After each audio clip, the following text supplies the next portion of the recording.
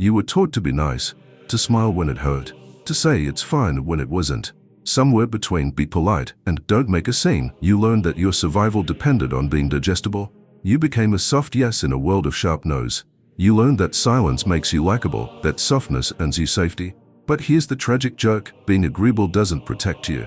It makes you invisible. Carl Jung once said, the most terrifying thing is to accept oneself completely.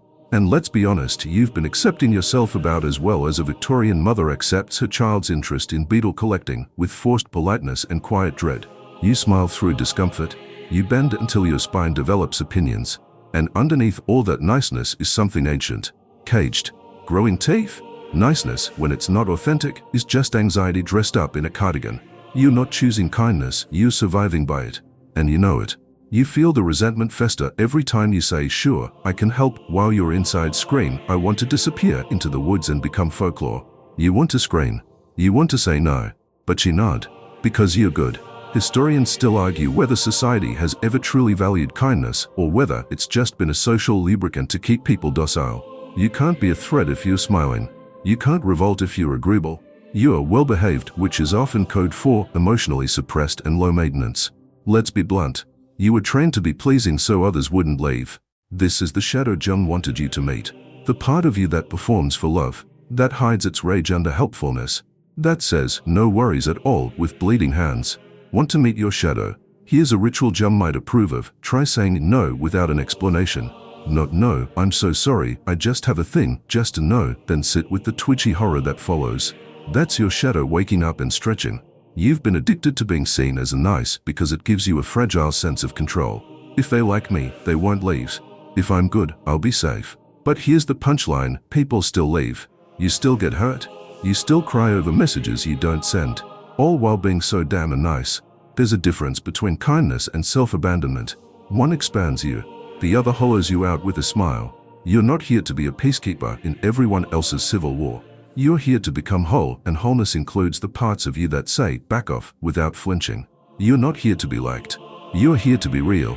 So here's a fun exercise that'll feel like swallowing gravel. Next time you feel pressured to agree just to avoid awkwardness, don't. Watch what happens. Will someone get uncomfortable? Probably. Will you? Definitely. But here's the twist: discomfort is data. It shows you where your boundaries are most malnourished. Jung didn't want you to be nice. He wanted you to be authentic. He wanted you to drag your so-called bad parts into the light and asked, what do you want from me? Because the shadow isn't evil, it's the part of you that had to go underground so you could survive. Your anger, your grief, your refusal, all exiled to the basement so your smile could survive the dinner party. But now, you're old enough to unchain what you buried. That voice inside you that whispers, I'm tired of shrinking. That's not your villain. That's your soul tapping the glass. Let's make it even more practical. Shadow work doesn't always look like journaling with crystals under a moon you can't pronounce. Sometimes it looks like this. Say no to plans you never wanted in the first place. Stop saying a sorry when you mean thank you for your patience. Don't explain your boundaries to people who weaponize your empathy. Imagine treating yourself like someone you're not trying to manipulate into liking you. Wild, right? Here's the dark joke that no one wants to admit. You've built a life based on being what others needed, and now you're mad they don't know who you are. That's not their fault. You never introduced yourself. You only showed them your representative. The curated, compliant, emotionally tidy version of you. But you, the real you, the one who wants to scream in the middle of the grocery store just to prove you're still alive. That one is sacred. If you feel exhausted by your own decency, you're not alone. It's not that you're broken. It's that you've mistaken performance for personality. But you can come home now. You can disappoint someone and not die. You can say no and still be loved. You can be messy and still worthy. Your goodness was never the price of admission.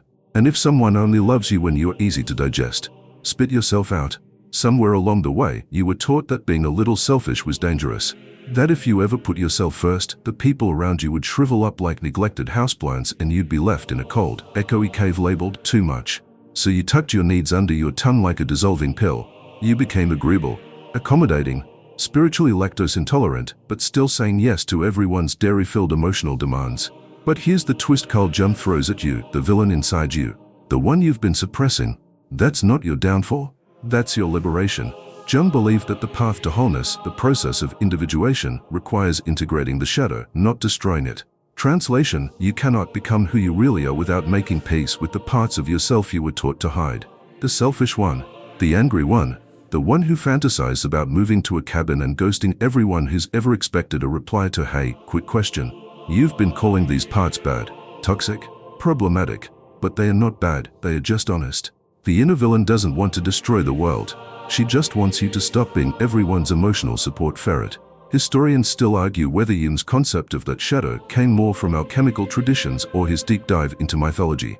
Either way, the message is the same: your healing doesn't come from light alone. It comes from wholeness. That includes the grit, the gall, the sacred selfishness you've mistaken for sin.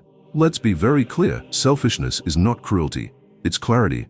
It's knowing your limits, your yes, your no, and not packaging it in 17 disclaimers and a gift basket. The inner villain archetype doesn't exist to burn bridges.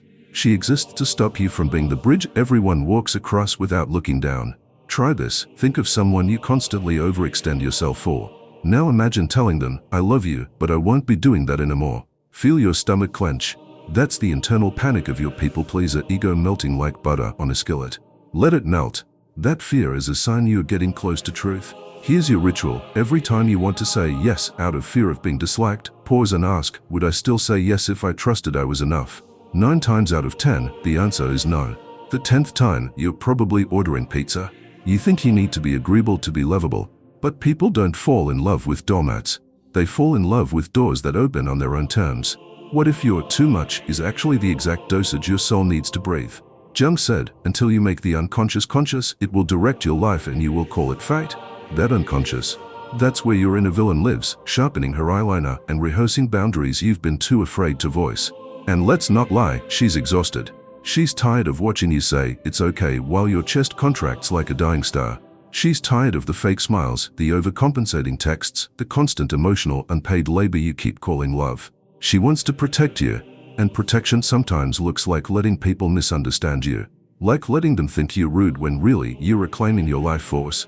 People will call you mean when you stop serving their comfort. Let them. You're not responsible for other people's inability to regulate their own disappointment. Your job is not to water every wilted ego that demands your sunshine. Here's the dark humor: you've been your own villain this whole time. Not because you're evil, but because you're finally standing up for yourself, and your inner child isn't used to seeing you do that without apologizing. The first time you say no without guilt, your nervous system might react like you've just kicked a puppy. Breathe through it. That's detox, not danger. And here's another callback. Remember when we talked about being trained to be nice? That training has a twin brother named "Don't be difficult." But difficult just means you have preferences, opinions, edges, and edges are how we protect the sacred within. Ever seen a cathedral with no walls? That's not openness. That's a pile of rubble. So build your walls. Carefully, kindly, firmly. Not to keep people out, but to keep yourself in. To house your energy in something other than guilt. This is the path of individuation. Integrating the villain. Owning your edges. Choosing your discomfort consciously rather than being dragged through life by unconscious guilt. You might lose some people when you activate this version of yourself. But hear this: if your silence was the glue holding a relationship together, that relationship wasn't real, it was a hostage situation with snacks. Let the villain rise. Not the cartoon villain with thunderclaps and monologues, but the quiet one who says no and goes home to read in peace. The villain who makes tea, not drama, who disappoints others but finally stops betraying herself. That's not cruelty. That's clarity. So now that your inner villain has been lovingly yanked out of her hiding place under the bed, blinking in the sun like a disgruntled raccoon, you're probably wondering, how do I move through the world without becoming a numb, detached shell of a person? If I stop people-pleasing, what's left? If I stop overcaring, do I become cold? Here's the honest answer: no. You don't become cold. You become precise. Carl Jung understood this dance. He didn't advocate emotional shutdown. He championed awareness. Until you make the unconscious conscious, remember that one. It's not about detaching to avoid, it's detaching to observe. The goal isn't apathy. The goal is clean witnessing. Right now, you probably don't have clean witnessing. What you have is empathic vertigo. You feel so much that you forget which feelings are even yours. Someone texts you with a passive-aggressive "okay." Suddenly you're spiraling. You convince yourself you've ruined the friendship, their day, and possibly the global economy. That's not empathy. That's enmeshment with a side of panic. Emotional detachment isn't a defense mechanism, it's a discipline. It's not building a wall. It's building a window with a lock. You can see everything. You just don't let every mosquito of dysfunction in for dinner. Jung believed awareness creates separation between stimulus and reaction. You don't repress. You observe. You don't suppress your rage. You say, "Our rage. You're here. Pull up a chair." But no, you don't get to drive. This is how the untouchable person moves. Not numbly, but consciously. Historians still argue whether Jung's concept of the self aligned more with mystical traditions or biological drives. But regardless of source, the implication is this: your center is deeper than your mood. You are not your reactivity. You are the awareness underneath it. Here's a practical ritual when you feel yourself taking something personally. Whisper this. This is information, not identity. Yes, they rolled their eyes. Yes, someone unfollowed you. Yes, the conversation fell off. But before you launch a rescue mission for your self-worth, pause. Ask, am I responding, or am I relapsing into codependency? You don't have to react to every feeling. That's not healing. That's compulsive caring in a trench coat. Think about it. How many times have you derailed your entire day over someone else's tone? How many times have you double texted, triple apologized, or mentally rewritten a conversation 87 times just to avoid being disliked? That's not love.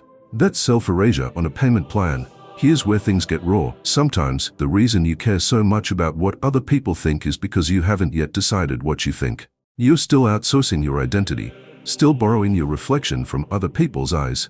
But you're not a mirror. You're the flame. And flames don't beg to be understood. This is what emotional detachment really means. You get to stop over-explaining. You get to stop bracing for impact after every boundary. You get to stop narrating your feelings like you're trying to earn an Oscar in the most emotionally available category. You think if you detach, you'll lose your heart. But you're not losing your heart. You're finally holding it in your own hands. Let's try this script next time someone crosses a line. Them, you've really changed lately. You, yes, I'm practicing awareness. Them, so you think you're better than me?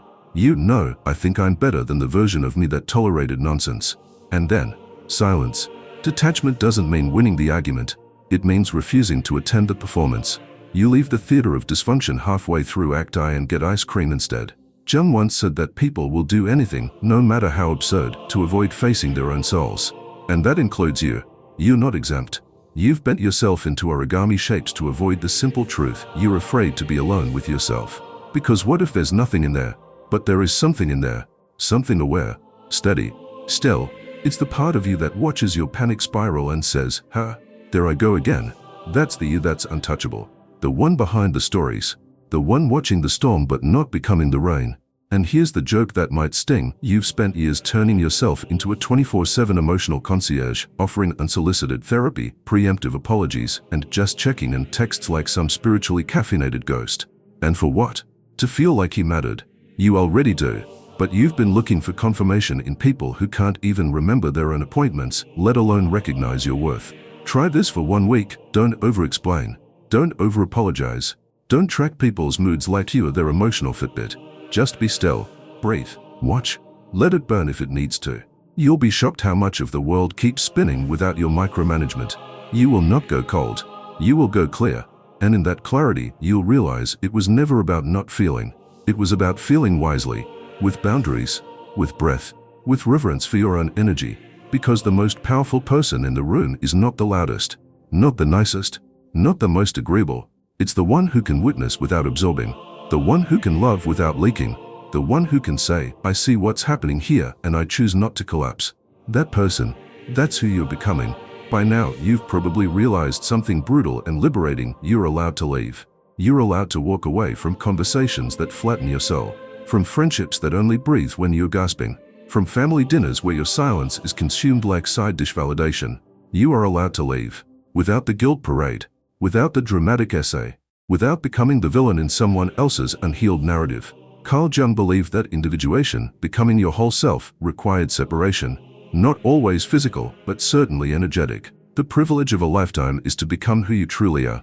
But you can't become anything if you're stuck being a version of yourself that exists solely to avoid conflict. Think of all the times you've stayed. Not because you wanted to, but because leaving felt rude, or selfish, or too final. So you became the human equivalent of soft background music. Pleasant, forgettable, always there to make others comfortable, and never loud enough to disrupt the mood. Historians still argue whether the modern obsession with constant connection has made us more compassionate or just more codependent. Either way, here you are, checking your phone 47 times after setting a boundary, waiting for emotional backlash like it's a media you forgot to evacuate from. So let's get radical. What if walking away is sacred? What if the most loving thing you could do for your soul is to say, this no longer feeds me, and I'm no longer starving enough to eat it? Here's the script you've never been given permission to use. This isn't working for me anymore. I need space, not because I'm angry, but because I'm healing. I care about you, but not more than I care about my peace. You think this makes you cruel, but cruelty isn't setting boundaries. Cruelty is pretending you're okay when you're crumbling inside. It's nodding through harm, smiling through resentment, saying I'm fine while your nervous system files another trauma report. Here's a ritual Jung might smile at. Write a letter to the version of you that stayed too long. Thank them. They were trying to protect you with the tools they had. Then burn it. Literally, not metaphorically.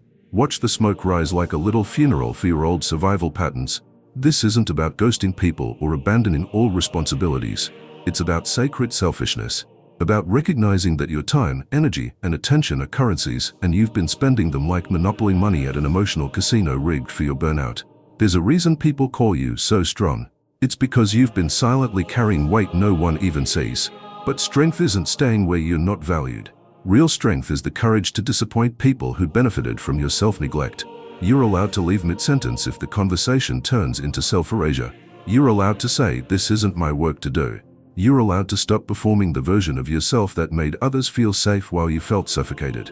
And let's be clear, some people will not like this new version of you. They'll say you're distant, cold, selfish, and maybe you are, but you're also alive. You're not limping through obligations like a ghost in yoga pants.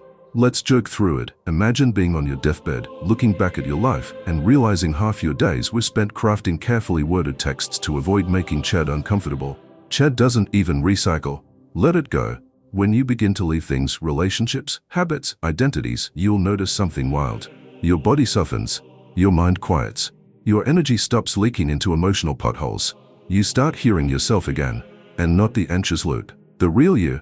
The you who's been whispering enough this whole time. You don't need to announce your departure with fireworks. Sometimes the quietest exits are the most powerful. A single boundary is a whole revolution when you've lived your life apologizing for taking up space. Here's a tool for your next should I stay or go moment. Instead of asking, will they be upset? Ask, will I abandon myself if I stay? Because people-pleasing is emotional self-harm in a velvet disguise. And don't worry, you're not alone in this. The comment sections of videos like this are littered with people whispering, I left too. I'm healing too. They are not all healed. They are not perfect, but they are honest. That's the new currency, not performance, but presence. Carl Jung didn't say, burn it all down. But he did say that wholeness requires tension, inner conflict, confrontation. That means you don't reach emotional power by avoiding discomfort. You reach it by walking through it with clear eyes and a backbone forged in your own fire. Let them misunderstand you. Let them grumble about how you've changed. You have changed. You've stopped being the person who sacrifices herself at the altar of other people's convenience. You now understand the exit is an act of love. For you, for them, for the truth. And if the door slams a little on the way out, good. Let it echo. Eventually, you stop asking, how do I make them like me? And start asking, how do I like myself in a room full of people who don't understand me? That's the shift. That's the moment you become untouchable. Not invincible. Not apathetic, but anchored, rooted. Calm in someone else's storm. Carl Jung called this individuation the process of becoming whole. Not perfect, not universally adored. Whole, which means the cracked parts stay. The awkward ones, the scarred ones, the ones who say the wrong thing at the wrong time and still deserve to exist. You stop trying to be a polished statue and start living like a thunderstruck tree, split, raw, alive. That's the real flex. Not confidence, not charisma, presence. You've spent years overanalyzing every twitch of someone else's eyebrow, trying to decode your worth from their reactions.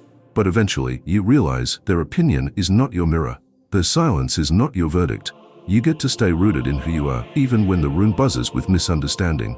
Historians still argue whether Jung's theory of the self was ever fully knowable, whether we ever arrive, or just orbit closer with each choice. But for our purposes, let's say this: every time you choose awareness over reaction, truth over approval, solitude over self-betrayal, you inch closer to that quiet, unshakable center. That's where the real power lies. Not in control, but in surrender to the self. Here's a practice. Next time you're emotionally triggered, instead of responding immediately, narrate your inner landscape like a nature documentary. Yes, here we see the ancient coping mechanism rearing its head. Notice the trembling hands, the irrational urge to send a 500-word clarification text. Humor breaks the trance. It lets awareness breathe. Your job isn't to eliminate emotional storms. It's to become someone who doesn't get washed away by them. The kind of person who can say, yes, this hurts, and no, I won't abandon myself this time. You want to know what untouchable looks like? It's when someone pushes your buttons and you realize you've uninstalled the panel. It's when someone disapproves and your nervous system doesn't draft an apology manifesto. It's when you walk into a room and don't scan for acceptance because you brought it with you. Let's get practical. You need scripts. Not for manipulation, for anchoring. Here are 3. 1. When someone accuses you of being distant. I'm choosing clarity over performance. That might feel cold, but it's actually the warmest thing I've ever done for myself. 2. When you're pressured to explain your boundaries. My no doesn't come with a PowerPoint. 3. When you're tempted to break your own heart to keep the peace. Peace that costs me myself is war in slow motion. Say them. Practice in the mirror if you must. Say them to your inner child shaking in the dark, convinced that love must be earned with exhaustion. You're not cold. You're not cruel. You're not broken. You're just done leaking your soul into containers that were never built to hold it. And look, this isn't about becoming emotionless. You still cry at dumb commercials. You still overthink texts. You still feel deeply. But now, you don't collapse. You don't contort. You don't co-regulate with chaos. Now you pause, breathe, watch, respond, or don't. Sometimes, the most powerful thing you can do is nothing at all. No performance, no repair attempt, no follow-up message. Just quiet, calm being. Because being untouchable isn't about never being hurt. It's about not outsourcing your wholeness to people who can't even remember their own passwords. Here's the final ritual. Sit with your younger self. Not the innocent version in photo albums, but the one who begged to be chosen. Tell them, we choose us now. We don't audition anymore. And mean it. Carl Jung didn't promise a painless life. He promised meaning. And you don't get there by being perfect. You get there by being whole, cracks and all. Let the storm come. Let the opinions fly. You don't flinch. You don't chase. You simply remain. Present. Rooted. Unshakable. That's what becoming untouchable actually means. So now you're sitting there, maybe breathing deeper, maybe a little rattled, realizing you've been living as a version of yourself that was designed to survive, not to live. You were never meant to be a sponge for other people's messes. You were never meant to shapeshift so smoothly that even you forgot what you actually feel. You were never meant to spend your life decoding silent treatments, justifying your gut, or apologizing for needing space. Carl Jung didn't leave us with a 10-step program or a self-help checklist. He gave us mirrors. Sharp ones, dark ones, ones that don't flatter but reveal. And here's what's being revealed now. The untouchable version of you isn't a performance. It's a return. You don't get there by becoming harder. You get there by becoming truer. By choosing silence over defensiveness, distance over drama, truth over guilt, awareness over reaction. You might still fumble. That's okay. You'll still feel the old urges, the twitch to please, the reflex to explain, the itch to shrink. That's not failure. That's muscle memory. Let it rise. Let it pass. Breathe. Begin again. You're not trying to be invulnerable. You're learning to hold your own soul with reverence, and in doing so, becoming the one thing no one else can ever take from you, whole. So when they say, you've changed, let them be right. You are not here to be palatable. You are here to be free.